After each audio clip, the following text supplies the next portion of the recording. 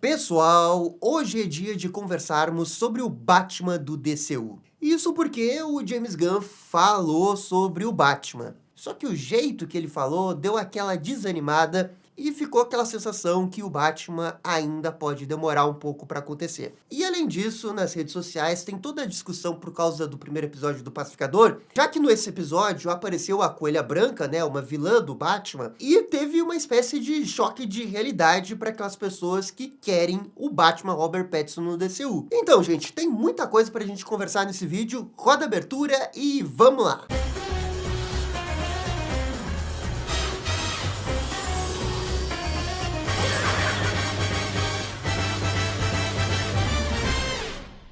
E deixa eu começar com um salve para os novos membros e para os membros que renovaram. Um grande salve para o Bafon, Luiz Gustavo, Caio Simões, Jabe Souza e Felipe Borelli. Essa é a Batfamília! Muito obrigado para todo mundo que faz parte da Batfamília. Lembrando que nesse domingo tem a live de sorteio desse boneco aqui do Coringa do Asilo Arkham. Para participar da live e também do sorteio desse boneco, você só precisa ser membro no domingo. Beleza, gente? Esse era o recado que eu queria dar. Vamos ver o que o James Gunn falou sobre a situação do Batman? Como vocês sabem, todos os dias o James Gunn tá lá no Threads respondendo coisas, e dessa vez perguntaram pro James Gunn sobre a situação da Sacha Bordeaux ali na série do Pacificador, e se ela tem algum tipo de passado com o Bruce Wayne. Porque, só lembrando, nas HQs do Batman, a Sacha Bordeaux foi um interesse romântico que ele teve nos anos 2000. Ela foi extremamente importante na saga Bruce Wayne Assassino Fugitivo, já que ela foi presa junto com o Bruce Wayne nessa saga, ela era a guarda-costa dele, e depois dessa saga ela virou uma agente da Checkmate. Mas sempre manteve sentimentos pro Bruce Wayne mesmo depois deles se separarem. Faz sentido então pensar que talvez do Batman do DCU aconteça alguma coisa parecida, ou até já tenha acontecido. E o James Gunn respondeu bem assim, ó: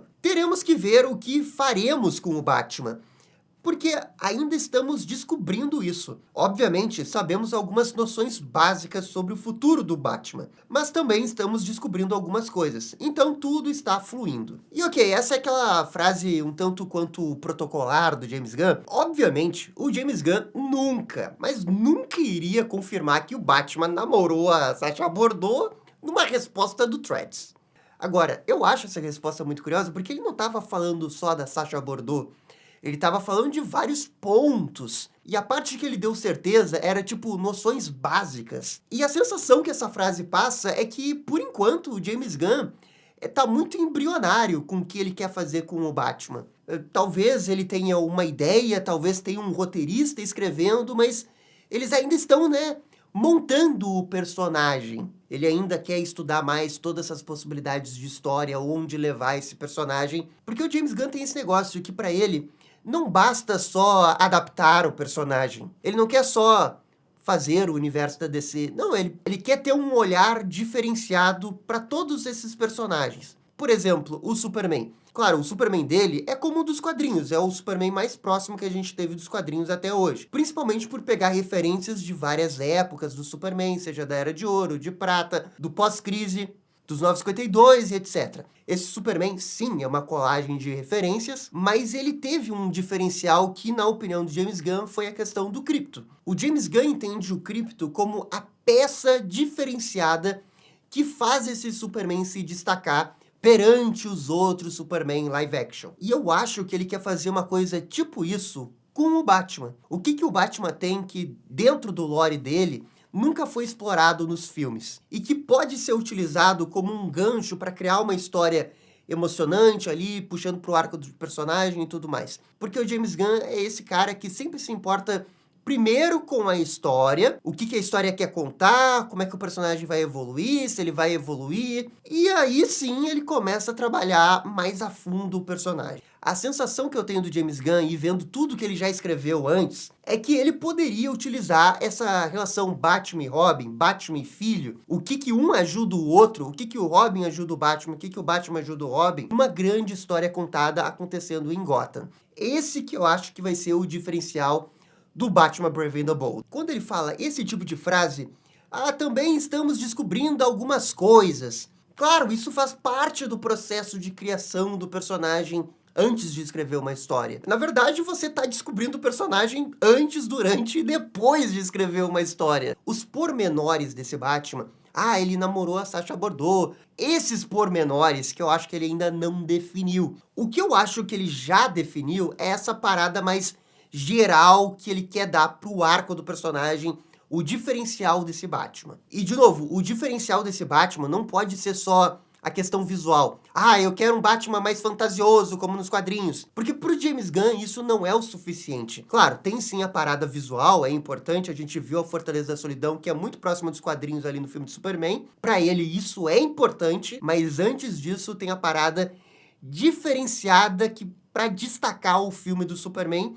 E provavelmente ele vai querer fazer o mesmo com todos os outros filmes do DCU. Agora, a única coisa chata dessa frase do James Gunn é que realmente parece que vai demorar muito. Porque se é agora que eles definiram uma coisa maior do personagem e eles vão ver os pormenores, ainda tem muito caminho nesse roteiro aí que eles estão fazendo do Brave and the Bold. Cara, pode ter certeza, Brave and the Bold, 2028...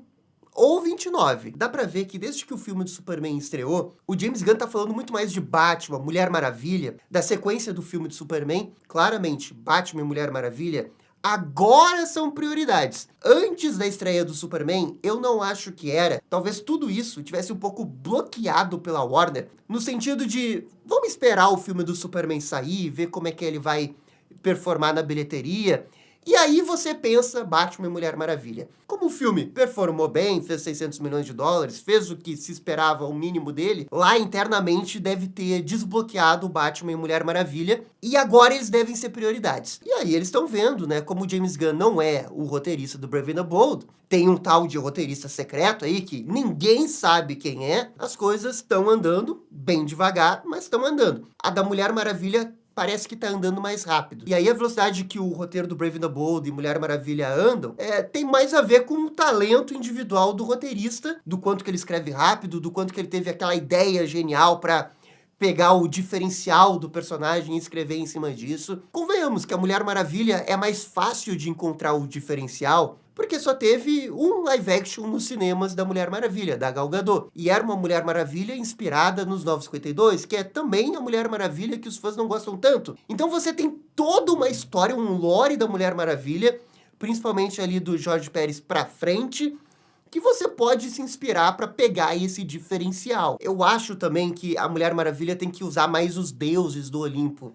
Eles precisam estar mais presentes na história de alguma forma. Isso por si só, na minha opinião, já seria um grande diferencial comparado com o da Gal Gadot. Mas a Mulher Maravilha com certeza tem muitas possibilidades a serem exploradas. Eu vi até gente pedindo para fazer a Mulher Maravilha Absoluto, que é uma Mulher Maravilha bem diferente, claro, né, das HQs canônicas da DC, e é uma Mulher Maravilha que fez tanto sucesso num período de tempo tão curto, que eu acho também super válido isso virar live action.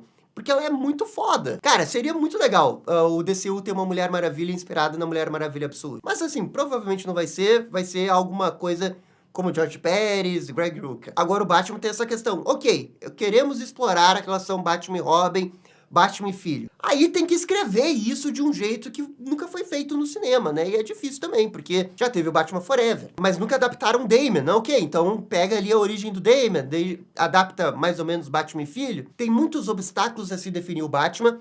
E como o Batman tem o The Batman Parte 2, que vai sair em 2027, eu diria que eles não estão com tanta pressa assim. Vai fazendo aí, sem pressa, sem deadline, sabe? Vai fazendo, vamos conversando. Tipo assim, aquela reunião pra pegar o feedback do James Gunn, ao invés de ser marcado no dia seguinte como prioridade, fica pro mês que vem, sabe? Porque não é prioridade. De qualquer jeito, eu acho que sim, hoje o Batman é prioridade no DCU. Eu acho que sim, tá andando.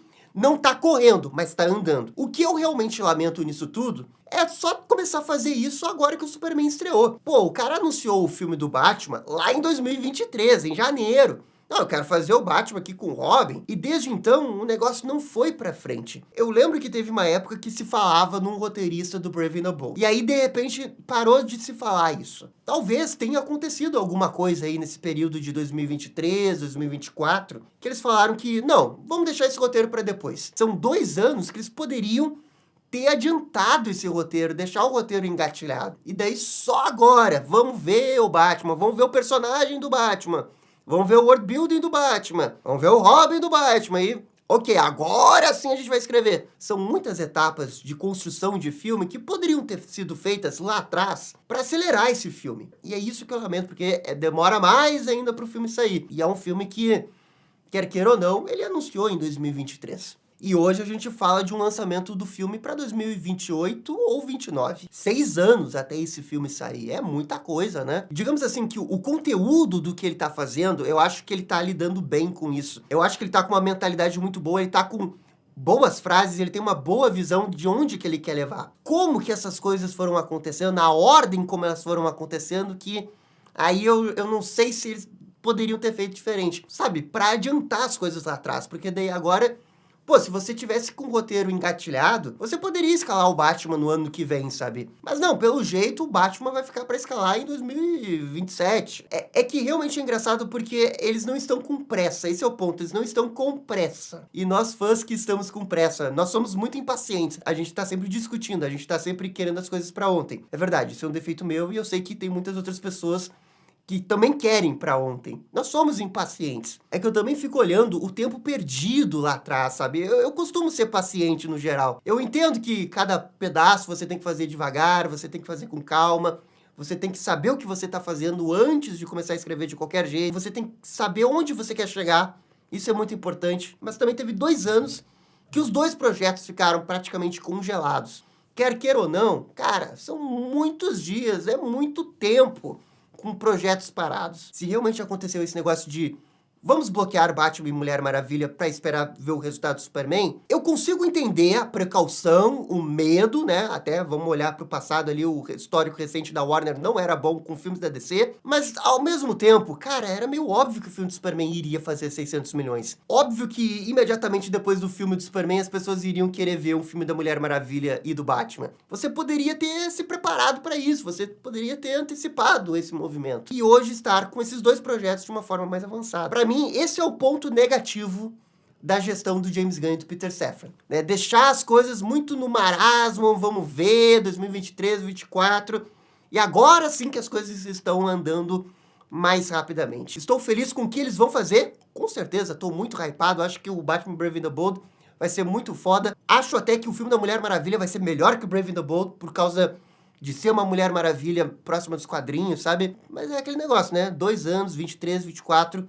poderia ter andado um pouco mais rápido, né? Agora, tudo isso que eu tô falando é do novo Batman do DCU. Mas ainda tem uma galera um pouco desiludida, acreditando que o Batman do DCU vai ser o Robert Pattinson. Muito embora o James Gunn já tenha dito 500 vezes que o The Batman é uma coisa e o Brave and the Bold é outra. Ele já falou muitas vezes. E a série do Pacificador, ao mostrar a Coelha Branca, a gente teve mais uma amostra que o Batman do DCU não vai ser o Robert Pattinson. O jeito que a Coelha Branca foi retratada ali na série do Pacificador foi de um jeito que no universo do The Batman jamais teria sido feito. E eu não tô só falando do visual, já que esse visual que ela apareceu na série do Pacificador remete ao visual que ela tinha nos Novos 52, que é essa lingerie branca, porque também tem uma diferença o jeito que o James Gunn filmou ali esse visual com o visual da HQ. O James Gunn retratou de um jeito muito mais cru o visual dela, muito embora seja muito parecido com o da HQ. Enquanto que na HQ é super, hiper, mega sexualizado, né? Todas essas poses que ela faz e tudo mais é muito hiper. Eu vejo que aí tem uma diferença do jeito que o James Gunn abordou. Só que assim, ó, quando a gente olha pro jeito que o Matt Reeves adapta os personagens das HQs no universo dele, tem uma enorme diferença. Não é só a questão visual. É a questão de como que esse personagem encaixa ali no mundo. Pô, o Charada é diferente pra caramba das HQs. Mas a essência do Charada, que é essa pessoa que adora puzzles, que adora desafios, mas que também teve uma infância problemática. A história dele se liga nesse aspecto social do filme, e ele cria um Charada inspirado ali no Zodíaco. Ele também fez o mesmo com o Pinguim. Não é que o Matt Reeves está rasgando as HQs e fazendo uma coisa completamente diferente e realista. Não, ele tá olhando o personagem, ele tá olhando a essência do personagem e tá jogando esse personagem no contexto social da Gotham dele. É por isso que eu acho muito difícil que ele iria adaptar a Coelha Branca desse jeito. Eu acho que ele iria dar todo um contexto pra Coelha Branca. Pô, tem até uma personagem na série do Pinguim, a Magpie. Pra quem não lembra, ela apareceu no Asilo Arkham. Visualmente, completamente diferente dos quadrinhos. O Matt Reeves tem esse negócio de que, ok, eu quero olhar esse personagem, eu quero entender esse personagem, Eu quero desmontar ele e eu quero agora remontar ele no meu tabuleiro. E ele vai ser um personagem diferente, mas o DNA dele, a essência dele, o propósito dele, ainda vai ser mais ou menos o mesmo das HQs. Quando o James Gunn coloca a Coelha Branca e faz esse cameo aí, a gente vê que a ideia é diferente da personagem. O Fábio da Caverna do Morcego fez um tweet falando que as duas coisas não combinam. E foi isso que ele quis dizer, nesse sentido, porque a construção, a ideia dessa personagem da Coelha Branca do Pacificador é totalmente diferente da Coelha Branca que seria do universo do Batman. As pessoas pegaram no pé dele por causa do contraste das imagens, como se as duas coisas não pudessem andar juntas. Claro que elas podem andar juntas, com a mesma roupa e tal, e pode encaixar, mas a personagem, ela seria completamente diferente. No Pacificador, ela tava ali como uma forma de piada, né? Nunca que no Matt Reeves seria assim. E se o The Batman tivesse dentro do DCU do James Gunn, o Matt Reeves seria consultado para ver qualquer personagem do Batman. Ah, mas é a Coelha Branca, uma personagem pequena. Ele iria ser consultado. O The Batman não faz parte do DCU, gente. Essa é mais uma prova que não vai ser. O James Gunn tá falando há quase 3 anos, são coisas diferentes, mas ainda tem gente que acha que vai ser o mesmo universo. Gente, eu entendo, Robert Pattinson é um baita ator, combina com David Corenswet, mas a gente tem que olhar o todo, a gente tem que olhar as possibilidades, e a gente tem que olhar um pouquinho o ego do James Gunn. Duvido que o James Gunn iria abrir mão da possibilidade dele ganhar os louros de fazer o Batman do DCU. Pô, vocês viram quanto que o James Gunn é pavão na campanha de marketing do Superman? O cara aparecia em tudo. O cara citava o cachorro dele toda hora, aparecia na cabine junto com o Superman e a Lois na campanha da Variety. O James Gunn gosta de aparecer. Eu não tô nem criticando isso, porque o cara é bom. Se o cara é bom, ele se garante, tudo bem ele aparecer, não tem problema nenhum. Se no final o produto for bom, dane-se que ele é pavão, na minha opinião. Mas ele é pavão. Esse cara jamais, sob hipótese nenhuma, iria dividir espaços louros da vitória de ter um Batman dele. E pode apostar que quando o Batman Brave and the Bold sair, mesmo que ele não seja o roteirista nem o diretor, ele vai dar um monte de entrevista promovendo o filme e falando do Batman, de como foi o processo de fazer o Batman. Porque o James Gunn é pavão, ele gosta de aparecer, ele tem um ego inflado, ele tem sim. Mas é aquele negócio, é um ego inflado, mas o cara entrega, então o que não dá, é tipo Romário. Tem algumas pessoas que são muito foda, tem um ego lá na altura, mas eles entregam. O que você vai fazer? Esse cara nunca iria consultar o Matt Reeves pra saber, Matt Reeves, o que você acha aqui da Coelha Branca? Eu vou fazer ela desse jeito, vai sair nessa cena aqui, vai ser meio piada. Não, ele é o chefe da bagaça toda, se ele quer fazer a Coelha Branca desse jeito, ele vai fazer. É isso, são muitas variáveis e todas elas apontam que são coisas diferentes. É o The Batman no universo e o Batman do DCU em outro. Mas assim, ó, se você quer ficar iludido ainda achando que o The Batman vai fazer parte do DCU, sinta-se livre de comentar. Ou se você concorda comigo, comenta aqui embaixo também. Galera, muito obrigado por assistir o vídeo até o final. Vocês estão ligados, né? Dale DC. E esse foi o vídeo discutindo o Batman do DCU do James Gunn. E aí, gostaram? Não gostaram? Deixem suas opiniões nos comentários. E se curtiram o vídeo, deixa aquele joinha e inscreva-se no canal para ficar sabendo absolutamente tudo sobre Batman. Obrigado, gente, e até a próxima. Tchau, tchau.